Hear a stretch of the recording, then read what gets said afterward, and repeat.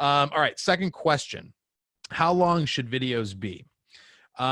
So when we're talking about like Facebook content videos, I think the sweet spot is really like 3 to 5 minutes. I think 1 to 2 minutes is just too short of a time to really deliver a lot of value.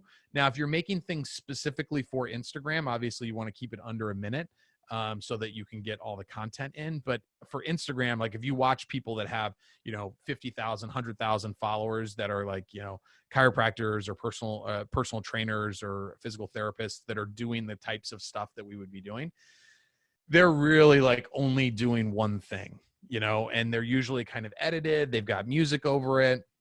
But it'll be, like the one way to, or the one exercise to do to loosen up your hips. Right. And they just show like one thing. You really can't get into even like, 3 exercises to do for this. It's like, you're pretty much just showing the one thing. Most people are going to be more focused on Facebook, and I think they should be. So those for Facebook, I think 3 to 5 minutes is kind of like the sweet spot. But, the question was, how long should my videos be?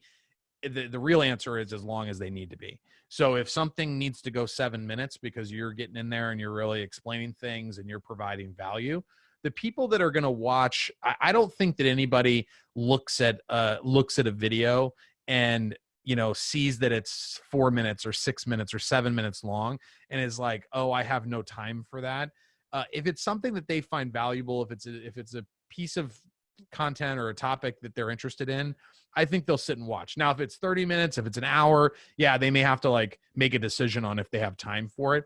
But I think if it's a few minutes long, anybody will watch it. It all comes down to, whether that's relevant to them or not. So for Facebook, 3 to 5 minutes. YouTube is, if you're making stuff specifically for YouTube, longer form is usually better.